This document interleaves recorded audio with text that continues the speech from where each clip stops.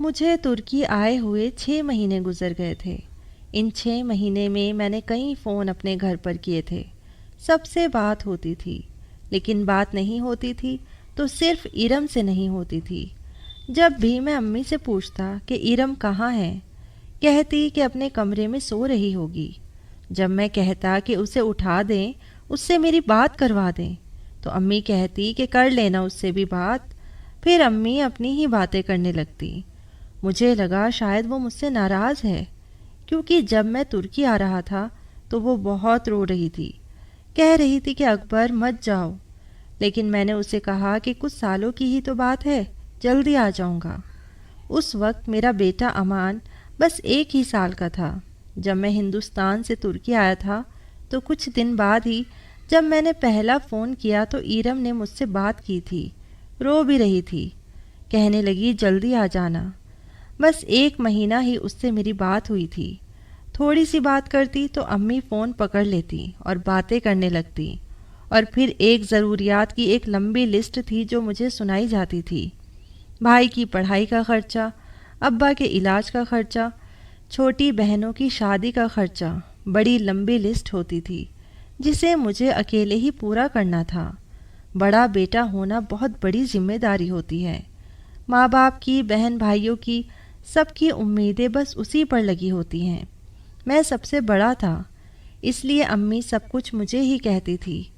جب سے ابا کو فالج ہوا تھا، گھر کی ویسے بھی ساری ذمہ داری مجھ پر آ گئی تھی۔ ارم سے میری پسند کی شادی تھی، میری دوست کی بہن تھی۔ حالانکہ امی اس رشتے پر راضی نہیں تھی، کیونکہ وہ اپنی بھانجی لانا چاہتی تھی، لیکن میری پسند پر انہوں نے اپنی پسند کو چھوڑ دیا۔ لیکن اس چیز کا احسان وہ مجھے بار بار جتاتی رہتی تھی کہ تم نے اپنی پسند کو ترجیح دی ہے، اب یہ نہ ہو کہ بیوی کی چمچہ گیری کرتے رہو اور ماں اور بہن بھائیوں کو بالکل بھول جاؤ۔ دیکھو سب کچھ تم نے ہی کرنا ہے، چھوٹی بہنوں کی شادی بھی اور چھوٹے بھائی کو تعلیم بھی تم نے ہی پوری کروانی ہے۔ وہ یونیورسٹی میں تھا، کچھ سالوں میں اس کی نوکری لگ جاتی تو میری یہ ذمہ داری بھی پوری ہو جاتی۔ 2 بہنیں تھیں، ان دونوں کے جہیز کی ذمہ داری بھی تھی، اس لیے ترکی آ گیا۔ یہاں کماؤں گا تو جلد سے جلد اپنی ماں کی ساری امیدوں پر پورا اتروں گا۔ پھر مجھے اور ارم کو ساتھ ہی تو ساری زندگی گزارنی تھی۔ لیکن پچھلے 3 مہینوں سے امی ارم سے بات نہیں کروا رہی تھی۔ جب بھی میں امی سے پوچھتا کہ ارم کہاں ہے تو امی کا لہجہ غصے سے بھرا ہوتا۔ کبھی کہتی کچن میں ہوگی، کبھی کہتی کمرے میں ہوگی۔ امی کہتی اپنی منمانیاں کرتی ہے، جب جی چاہتا ہے منہ اٹھا کر میکے چلی جاتی ہے۔ ہماری عزت اور ہماری کوئی بھی بات کی اہمیت ہی نہیں ہے اس لڑکی کے دل میں۔ بہرحال وقت یوں ہی گزرنے لگا۔ ہر بار جب میں امی کو فون کرتا، یہی سوال کرتا کہ ارم کیسی ہے، کہاں ہے، مجھ سے بات کیوں نہیں کرتی۔ اب امی اس بات کو آئے بائے کر جاتی۔ 1 سال بیت گیا تھا، میں نے اس کی آواز نہیں سنی تھی۔ میرے دل کی بےتابیاں بڑھنے لگی تھی۔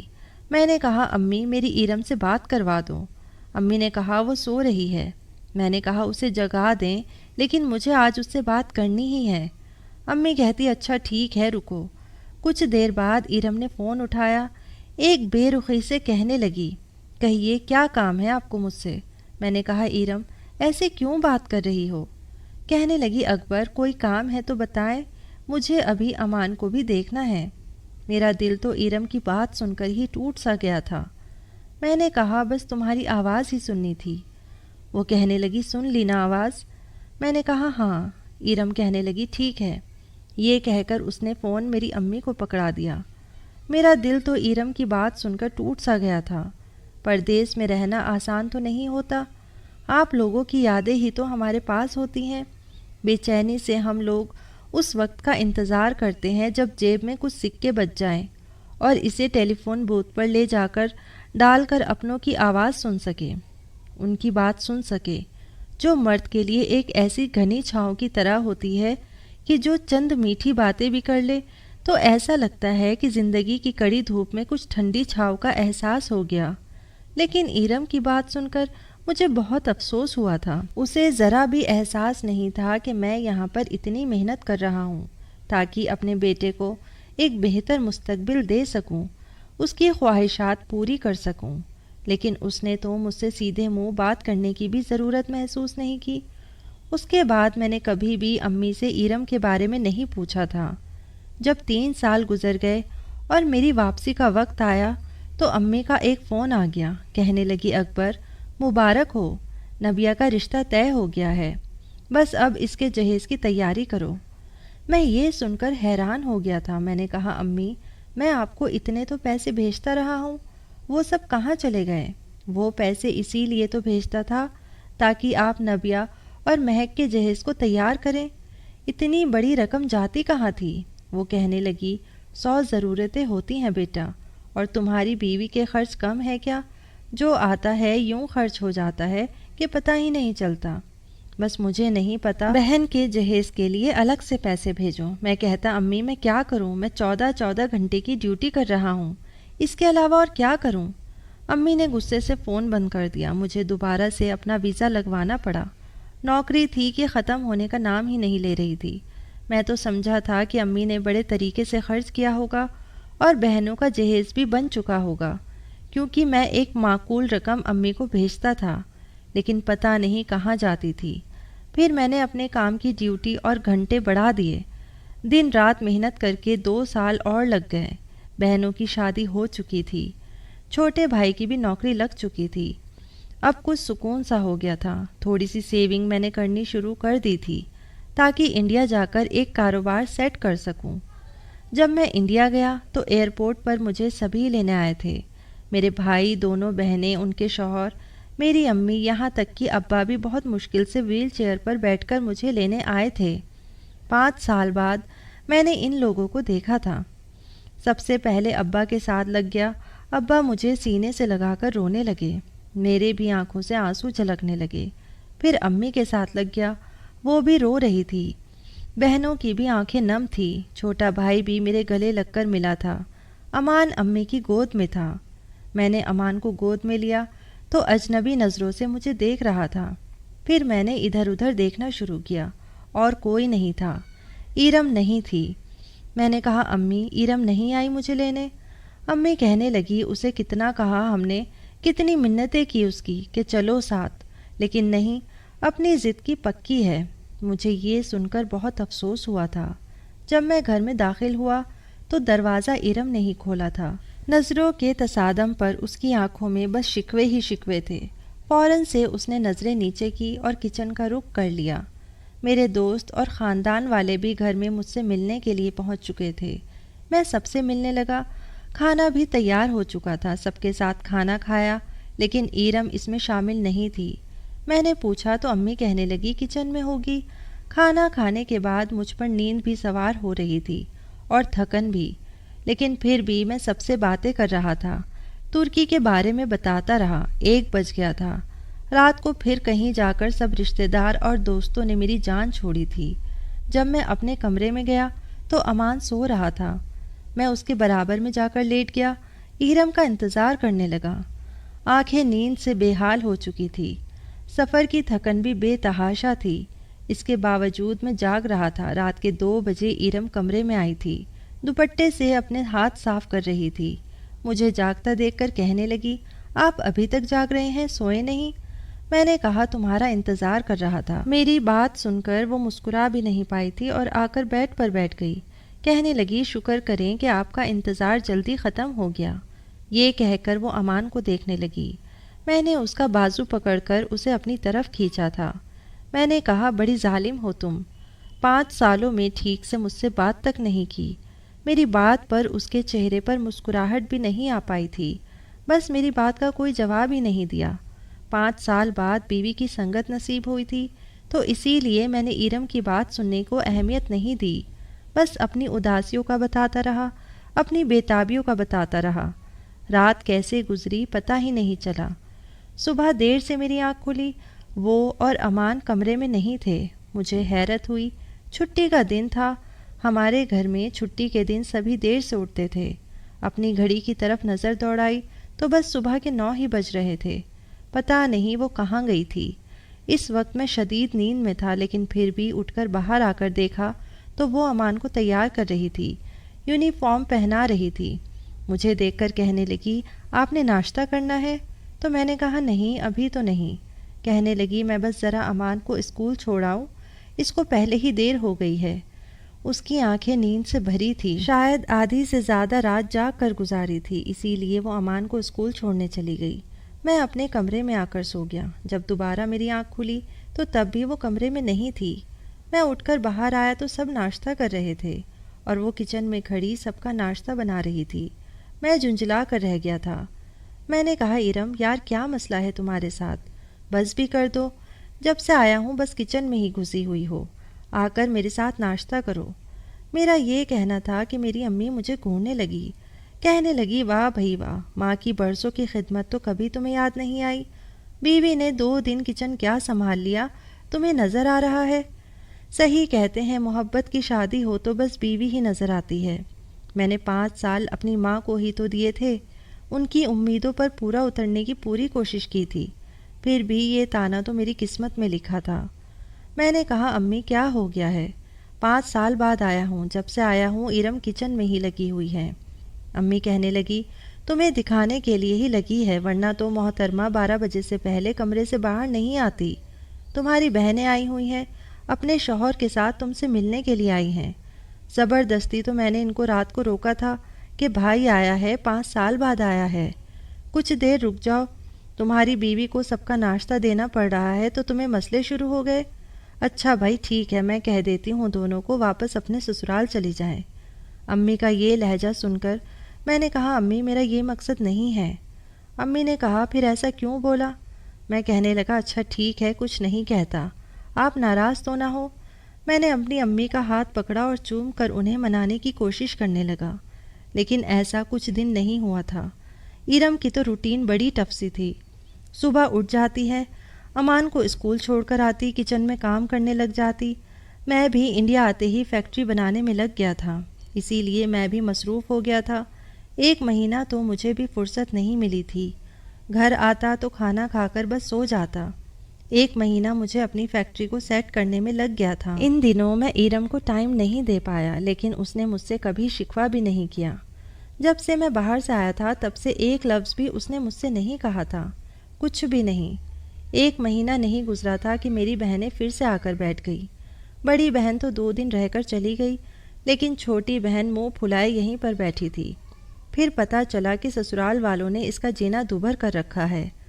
اب وہ شوہر سے الگ گھر کا مطالبہ کر رہی ہے، لیکن شوہر نے کہا کہ میری اتنی گنجائش نہیں ہے، اپنے گھر والوں سے پوچھ لو، اگر وہ تمہیں الگ گھر لے کر دیتے ہیں تو میں الگ گھر میں رہنے کو تیار ہوں۔ امی میرے پاس بیٹھی یہی رونے رو رہی تھی کہ کچھ بھی کرو بہن کو گھر لے کر دو۔ میں نے کہا امی آپ کے سامنے ابھی میں نے کوئی کام شروع بھی نہیں کیا، فیکٹری میں میری ساری جمع پونجی لگ چکی ہے، میں کہاں سے ان کو گھر لے کر دے دوں؟ امی کہنے لگی ایسا کرو گھر کے اوپر جو اسٹور روم بنا ہے وہاں ایک اور کمرہ تعمیر کروا دو اور چھوٹا سا کچن اور واش روم بھی بنوا دو، اس میں تو اتنا خرچہ بھی نہیں لگے گا، بس میری بیٹی اوپر گزارا کر لے گی، لیکن اب سسرال نہیں جائے گی۔ ایک ہم ہے جس نے بہو کو عیش و آرام میں رکھا ہوا ہے، اور ایک میری بیٹی ہے جو سارے سسرال والوں کی صبح سے ہی شام تک خدمت کرتی رہتی ہے، لیکن انہیں تو قدر ہی نہیں ہے۔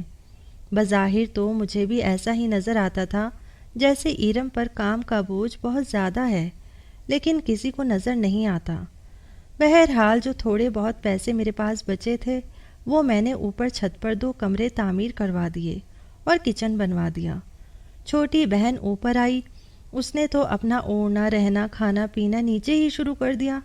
جب بھی کھانا لگتا تو وہ نیچے آ جاتی، اس کا شوہر بھی نیچے آ کر کھانا کھانے لگ جاتا۔ پہلے کچھ دن تو میں خاموشی سے یہ سارا ماجرا دیکھتا رہا، لیکن 1 مہینہ ہو گیا تھا، نہ وہ کہیں جاتا تھا نہ کماتا تھا۔ بس صبح ناشتے پر میری بہن سے کہتا اپنی بھابھی کو کہو کہ میرے لیے پراٹھا اور آملیٹ بنا دیا کریں۔ صبح صبح وہ ناشتہ کرتا اور رات کو کھانے پر اس کے لیے الگ سے گوشت کا سالن پکتا۔ میرا تو اب بجٹ آؤٹ ہونے لگا تھا۔ جب میں امی سے شکایت کرتا تو امی کہتی داماد ہے، اس کے آگے دال سبزی رکھیں گے کیا عزت رہ جائے گی ہماری؟ ارے بھائی بہنوئی اور داماد کو ہمیشہ اچھا کھلانا پلانا چاہیے۔ میں نے کہا یہ اس وقت ہوتا تھا جب بہنوئی اور داماد کبھی کبھی آئے رہتے تھے، پر یہ تو گھر پر ہی رہتا ہے، میں نے تو اسے کہیں کام پر جاتے بھی نہیں دیکھا۔ میرا یہ کہنا تھا کہ میری ماں غصے میں پھر سے کہنے لگی، اصل میں اس کی نوکری نہیں ہے، میں تو تم سے کہہ نہیں سکتی تھی کہ اب جو کچھ کرنا ہے اکبر تم نے ہی کرنا ہے۔ ایسا کرو اپنی فیکٹری میں اسے کوئی مینیجر کی جاب لگا دو۔ یہ سن کر تو مجھے غصہ آنے لگا۔ اسے مینیجر رکھوانے کا مطلب یہ تھا کہ میں اس کی غلامی اپنی فیکٹری میں بھی شروع کر دوں۔ وہ تو اپنا داماد پن مجھے فیکٹری میں بھی دکھاتا رہے گا، میرے سر پر چودھری بن کر بیٹھ جائے گا۔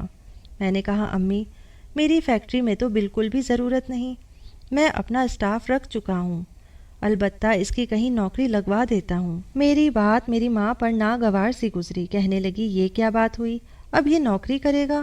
جب اپنی فیکٹری اللہ نے دی ہے تو اسی میں بیٹھے گا نا، کیا حرج ہے اگر تمہاری فیکٹری سے 2 نوالے تمہاری بہن بھی کھا لے گی؟ تمہارے رزق میں برکت ہی ہوگی، کوئی کمی نہیں آ جائے گی۔ امی کا لہجہ بڑا سخت تھا۔ انہی دنوں عید کی بھی تیاریاں ہونے لگی۔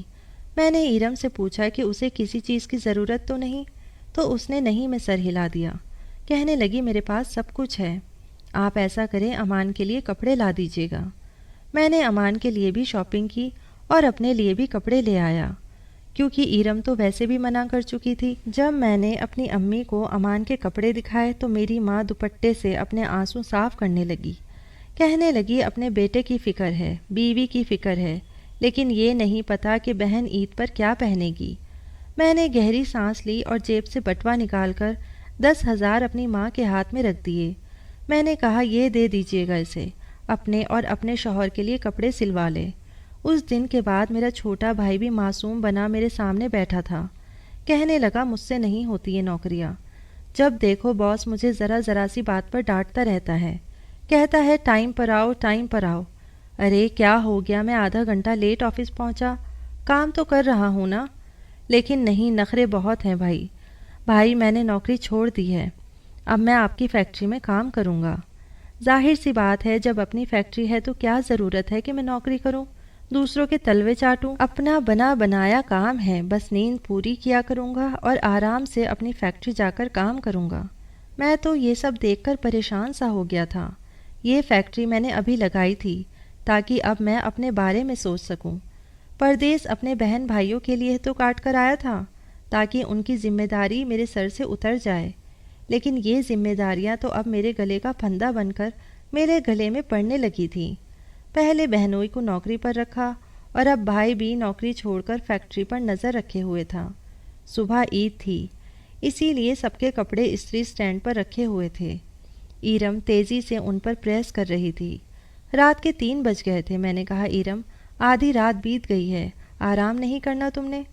وہ کہنے لگی، کیسا آرام، سب کے کپڑے استری کرنے ہیں، ابا کے، آپ کے، ماجد کے بھی، پھر امان کے بھی، اور اماں نے بھی اپنا سفید جوڑا لا کر رکھ دیا ہے کہ عید پر سفید جوڑا پہنیں گی، وہ بھی پریس کرنا ہے۔ صبح 4 بجے تک وہ کپڑے استری کرتی رہی، میں جا کر سو چکا تھا۔ صبح مجھے نماز کے لیے بھی اسی نے جگایا تھا۔ نماز پڑھنے کے بعد جب میں گھر آیا تو سبھی تیار تھے۔ میں اپنے کمرے میں آ گیا، دیکھا تو وہ اسی میلے کچیلے کپڑوں میں تھی۔ میں نے کہا، تم نے عید کے کپڑے نہیں پہننے؟ کہنے لگی، کون سی عید، اور میں نے کپڑے پہن کر جانا کہاں ہے، گھر پر ہی تو رہنا ہے، کچن میں جا کر کھانا بنانا ہے۔ اس کے ہاتھوں میں نہ چوڑیاں تھی، نہ چہرے پر میک اپ، نہ ہی نئے کپڑے۔ میں نے اس کا بازو پکڑا اور غصے سے بولا۔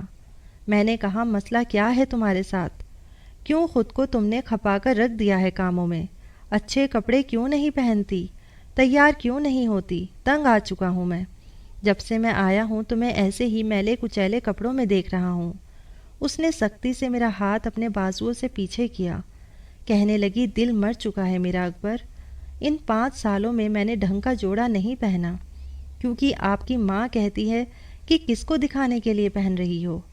میں نے ہاتھوں میں چوڑیاں پہننی چھوڑ دی کیونکہ آپ کی ماں کو اعتراض تھا۔ میں نے سجنا سنورنا چھوڑ دیا کیونکہ آپ کی ماں کہتی تھی کہ کس کے لیے تیار ہو رہی ہو۔ کئی بار اپنے دوپٹے سے انہوں نے میرا میک اپ صاف کیا۔ اسی لیے ان 5 سالوں میں اپنی ہر خواہش کو دل کے اندر دفن کرتے کرتے اور اس گھر میں نا ختم ہونے والے کام کرتے کرتے میں یہ بھول چکی ہوں کہ میں ایرم اکبر ہوں، آپ کی بیوی ہوں، بس یہ یاد ہے شادی صرف ایک ذمہ داری کا نام ہے جسے آپ بیٹا بن کر گزار رہے ہو اور میں بہو بن کر۔ ہماری اپنی کوئی زندگی ہی نہیں ہے۔ اگر آپ یہ سمجھتے ہیں کہ بہنوئی کا کام سیٹ کرنے کے بعد، چھوٹے بھائی کو الگ سے کاروبار سیٹ کرنے کے بعد آپ آزاد ہو جائیں گے تو آپ کی غلط فہمی ہے۔ ہمیں آزادی نہیں مل سکتی کیونکہ اسے چھٹی کبھی بھی نہیں ملتی جو اپنا ہوم ورک پورا کر لیتا ہے۔ نہ آپ کو کبھی چھٹی ملے گی اور نہ ہی کبھی مجھے۔ یہ کہنے کے بعد وہ پھوٹ پھوٹ کر رونے لگی، پھر دوپٹے سے اپنے آنسو صاف کرنے کے بعد کمرے سے باہر چلی گئی۔ میں سمجھ گیا تھا کہ ان 5 سالوں میں میں نے ایک اچھا بیٹا ہونے کا فرض نبھا دیا تھا، پر اپنی بیوی سے بہت بڑی قربانی لی تھی۔ اب میرے سمجھ میں آیا تھا کہ وہ مجھ سے کیوں بات نہیں کرتی تھی۔ میں اب سمجھ چکا تھا، لیکن اب بھی وقت گزرا نہیں تھا۔ میں نے کرائے کا ایک الگ گھر لے لیا اور اپنی بیوی بچوں کو وہاں لے کر رہنے لگا۔ میری ماں نے مجھ پر نافرمان بیٹے ہونے کا ٹھپا لگا دیا۔ وہ سب کچھ بھول گئی جو میں نے پچھلے اتنے سالوں میں کیا تھا۔ بس انہیں یاد تھا تو یہ کہ میں بیوی کا غلام ہوں۔ مرد شاید اس طانے سے بچنے کے لیے ساری عمر گزار دیتا ہے، لیکن یہ طعنہ قبر تک اس کے ساتھ ہی جاتا ہے۔ پھر کیوں نہ کچھ خوشیاں میں اپنی بیوی کے دامن میں بھی بھر دوں، کیونکہ وہ اس کی حقدار ہے۔ تو کیسے لگی آپ کو ہماری آج کی کہانی؟ پسند آئے تو ویڈیو کو لائک اور شیئر کریں اور چینل کو سبسکرائب کرنا نہ بھولیں۔